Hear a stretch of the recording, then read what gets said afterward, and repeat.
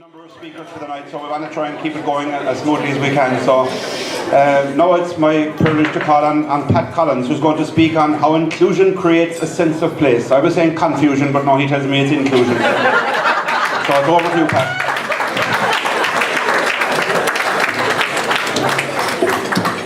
Confucius. Good evening, everybody. Can you hear me okay?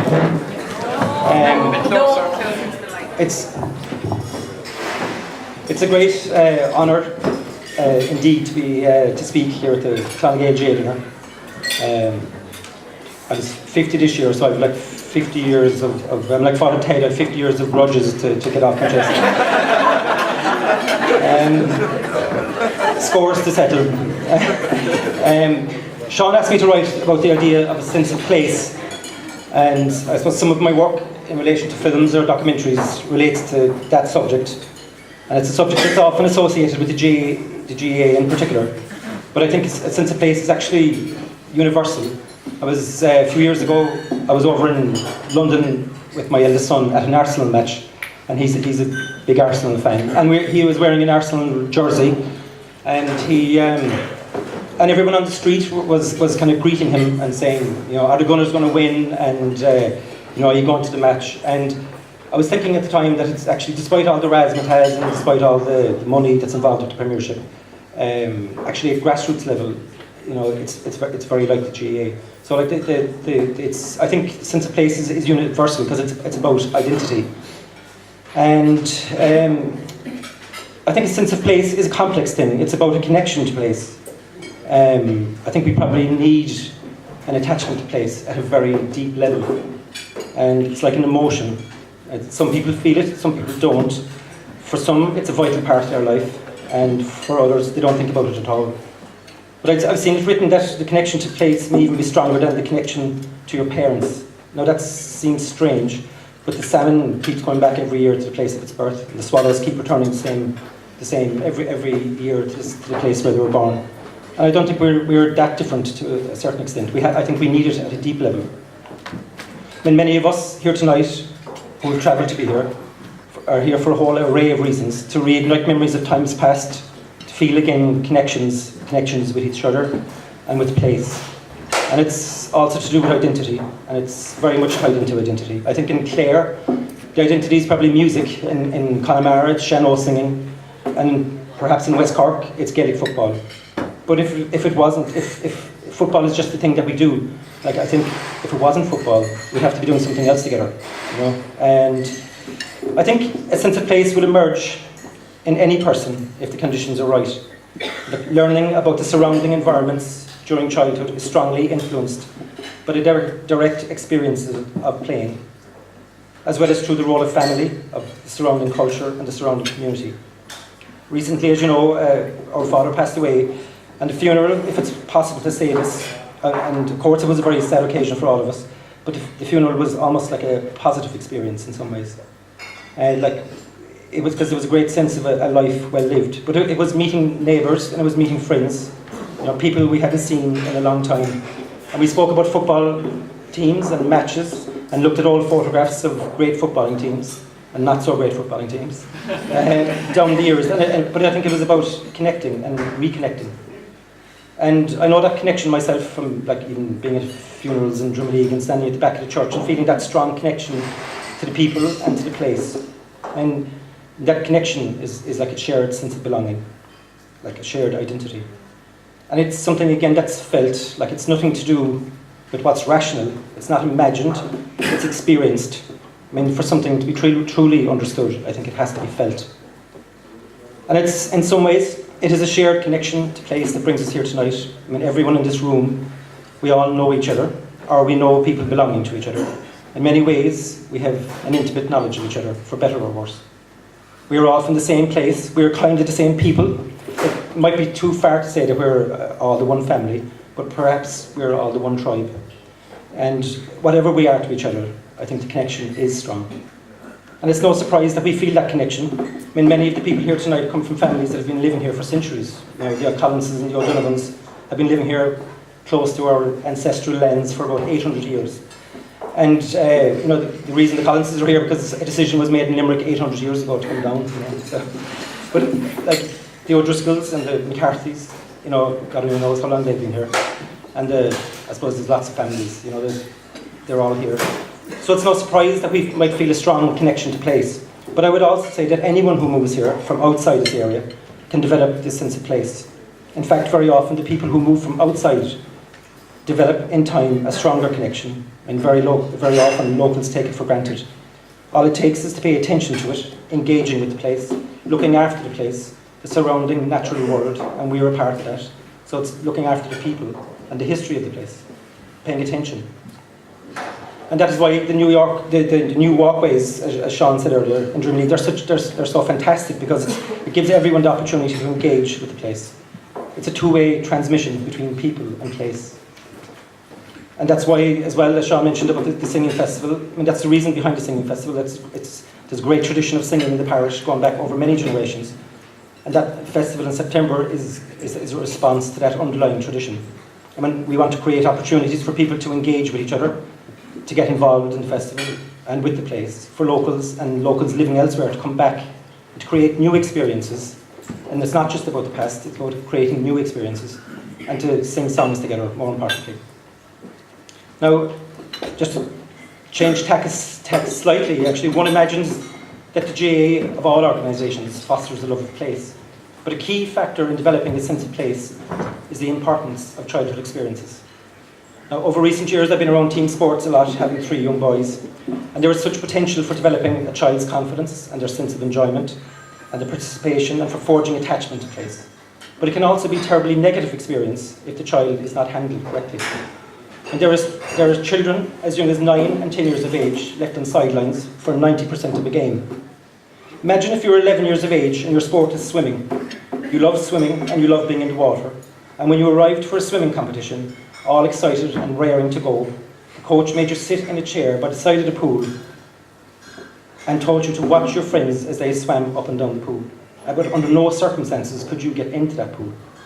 I mean, that would seem utterly perverse. But this is what happens to 10-year-olds, to 12-year-olds, and 14-year-olds and 16-year-olds all the time. No matter how strong a sense of place a person has, you can be guaranteed that this child will drop out and will never be an active member of the GAA in the parish. What could have been a great secretary or chairperson, or someone who could be a PRO or a fundraiser or a great liner of the field or collect money on a rainy Sunday at the gate, is excluded from participating and representing the place they are from. I don't think the founders of the GAA, or the founders of the Clann Club, had that in mind when they set up this great organisation. Between the ages of 12 and 21, nearly 60% of players drop out of playing GAA. Now this is actually across the board for team sport, but 60% give up playing entirely. But imagine if you ran a business like that in the space of 10 years you lost 60% of your business. From research that has been undertaken on children's coaching, it seems that many coaches of children attempt to emulate the practices of those who work in elite or professional sport. They bring methods suited to inter-county professional setups to under-12 training. And this is obviously problematic. These practices are not suited to 12-year-olds or 14-year-olds or 10-year-olds. They might not chime with the children's developmental needs. Every child develops differently. The coach who wants to win at all costs, in my opinion, is doing more harm than good.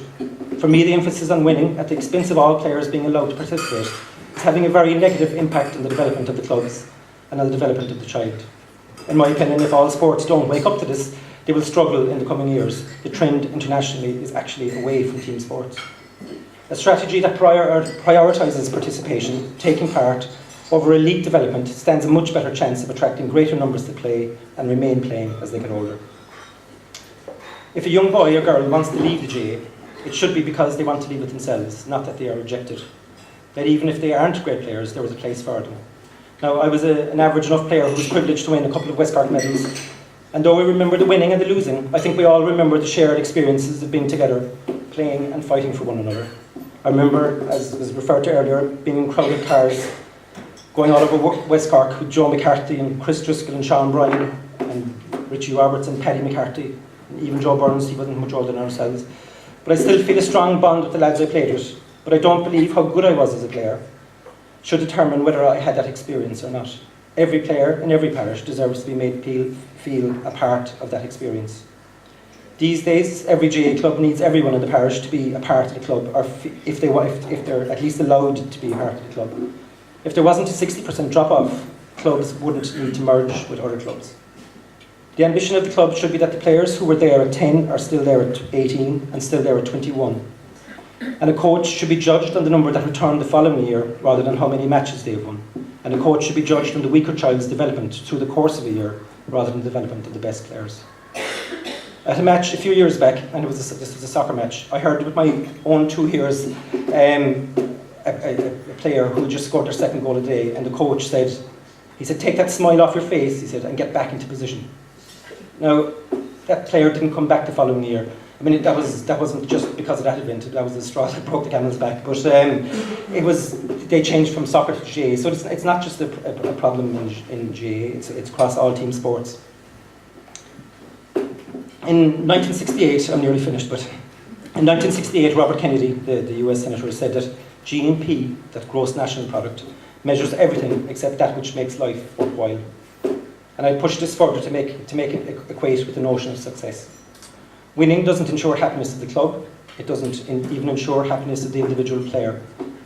There has to be a greater vision for it, and the greater vision relates to place, and it relates to the people in that place, how we are with each other. And isn't that what we would like to teach our children? That no matter how hard it gets, no matter that it sometimes might actually seem pointless, we have to keep on keeping on. As the modern cliche goes, that it's not about the destination, it's about the journey. Honour and courage and effort and integrity are greater than winning. It is a significant and important thing to be a part of something bigger than yourself. It's great to feel needed. We are here tonight because in 1888, a few people came together in Drum League and, inspired by that remarkable energy and enthusiasm at the time, had a meeting and formed this very club. The first team was a Drum League combination. The club was called O'Connell's. That's nearly 130 years ago. Names that mean little to us now. Some of the families have even gone from the parish. Jerome Beechner, Patrick McSweeney, John Maloney, John McCarthy, Dennis O'Donoghue, Timothy Dempsey, William Collins, Jeremiah O'Driscoll, Dr. Eugene Crowley, John Beamish, John J. McCarthy. Jack Lynch from the East End was the first captain. They were the only recorded names that were involved in the first committee. But in 1888, there was actually 5 adult teams playing in the parish. And that was when teams were 21 aside. And if there's a GAA dinner in 100 years' time from now, it could be celebrating the fact that Drum League is one of the most successful women's clubs in the country. And who knows, and the future is for us to make it. And I remember Joan Conley was the first female secretary, I think, of a GAA club. Anywhere, I think, in West Cork. Or maybe even the county. So to wrap up, an attachment to place can only happen if the conditions are right. Learning about the surrounding environments during childhood by the experience of playing, the example of their family, the surrounding culture and the surrounding community. For the conditions to be right, all the children of the club should be cherished equally. And even if a child comes from a difficult home where they don't have the privilege of a loving environment, that sport can provide the outlet for their frustrations, that the club and the community can provide a support for their developing young minds. If the GAA in this parish, which I'm sure it does actually from knowing a lot of people involved, if it's set out to make sure that each child is valued and that each child is allowed to participate fully, then the rewards will actually be a very strong club with many West Cork titles at all ages. It won't come from playing only the very best and only the very best as young as 10 years of age. It doesn't mean we can't be competitive. I mean, the worst thing that any player could do is not to try. But Ngael may not have a lot of trophies, but you can't tell me that it's not a great club. It may ebb and flow, but I'd like to think that Clann, if it looks after properly, will be there in another 100 years.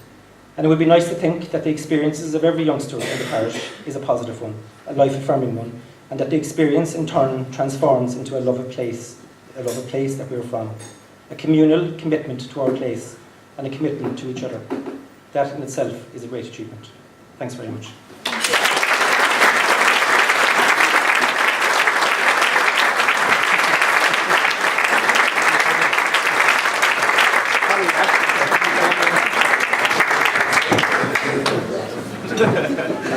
Thank you, Pat. Moving swiftly along, we're now going to call on Clann O'Leary, who's going to speak on the value of sport in the community. And given that we're talking sport, it's most appropriate. So, Clann O'Leary.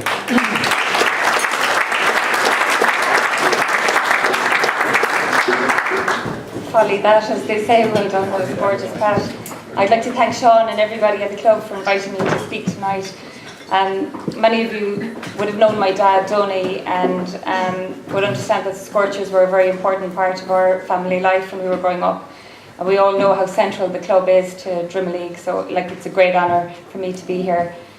Sean asked me to speak because I work in sport in RTE, but also I'm doing a Masters in Sports Management, and so I've read numerous articles over the past number of years on the value of sport. It's one of the most prolific areas of research, with multiple organisations in every country trying to put an actual value on it.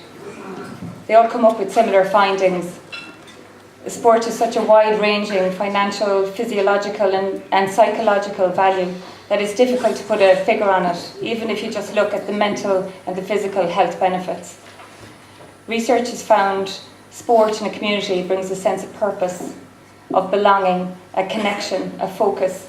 Similar to what Pat was talking there, it brings people together, providing opportunities for social interaction. It empowers, inspires and it motivates people. Children who participate learn better and are more likely to enjoy school. It has been found to improve mental health, and it creates positive alternatives to antisocial behaviour and crime. It also creates opportunities for and promotes volunteering, which contributes to higher levels of self-esteem and self-worth.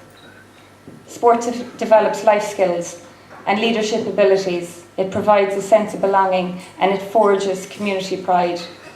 But one of the most important aspects for sport to thrive in a community is the facilities it has.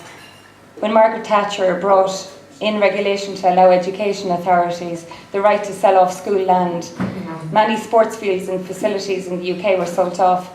And the direct result of that was seen over 3 years when antisocial behaviour and inactivity in children under 14 increased by 35%. I know the availability of the tennis court and the basketball courts for me when I was growing up in the 80s and 90s in Drimma League was a place where we could all congregate in a healthy environment, where we spent June playing tennis and with Wimbledon on, and when we were down there in the basketball courts playing rounders or whatever. But spending all that time around there, and I mean the facilities that we had in Drimma League and have now,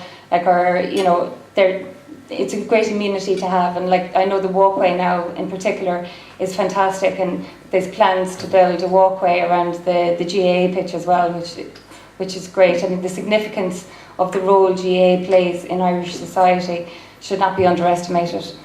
We're lucky to have pitches in all communities. RTE Sport commissioned a series called Pride of the Parish back in 2009, and Pat actually made a programme on Castlehaven, and that programme clearly showed, and the series did, how the club can bind a community together. We experienced that sense of community as well when St Fochness and Skibbereen won the All-Ireland back in 1991, and Paul O'Rourke and others in our club gave us something to celebrate. And with members from and also as well, of course, that day in Parky Ring 11 years ago. And now most recently with the women's football team, and congratulations, it's absolutely fantastic achievement to win the West Cork and County.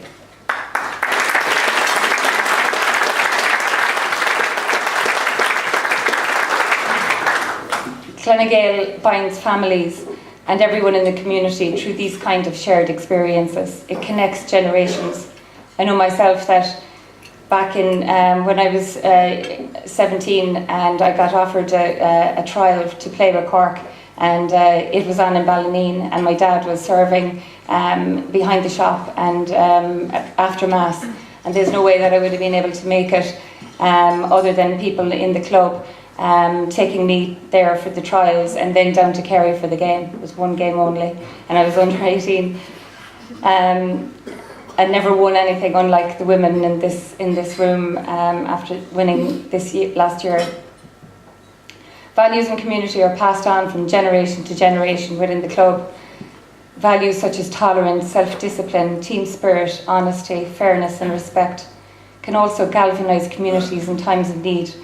And I know from personal experience how the Guard of Honour for club members offers enormous support to grieving families. Research has overwhelmingly found that communities that participate in sport and recreation develop strong social bonds. They're safer places, and the people who live in them are generally healthier and happier than places where physical activity isn't a priority. So the efforts of volunteers are enormous. Over 500,000 people volunteer in sport every year. Research has found that big health benefits for volunteers, and there's also significant economic value to that. But it's not just the economics. You can't actually put a value on the time and effort people in Drimoleague put into keeping people active. From Mike Sullivan's educational hiking trips to the big efforts put in by the backroom team in Clann on a daily basis, and by others as well. I know myself, Eileen Dean and her sister Anne, calling to take my mum out for a walk. My mum, whose eyesight is failing, has an unquantifiable value, and efforts like this go on behind the scenes here, keeping the community active day in, day out. I think we're all aware of the difficulties facing small country towns like Drimoleague. We can all see that towns and villages are being hollowed out as people choose not to live in the town centres anymore. Preserving and nurturing our villages as living, breathing places will be a real challenge. But I've no doubt that a vibrant, forward-thinking sports club with strong people in this room behind it will play a central and vital role in that. I think it's always the case that when you lose something or when you move away from somewhere, you appreciate what you had so much more. Living in Dublin over the last 20 years has made me really appreciate growing up in Drimoleague. I can definitely see the enormous benefits of a small community. And within that community, as Nelson Mandela eloquently put it, sport has the power to unite people in a way like little else can. It can create hope, it breaks down barriers, laughs in the face of discrimination, and it speaks to people in a language they can understand. Thank you.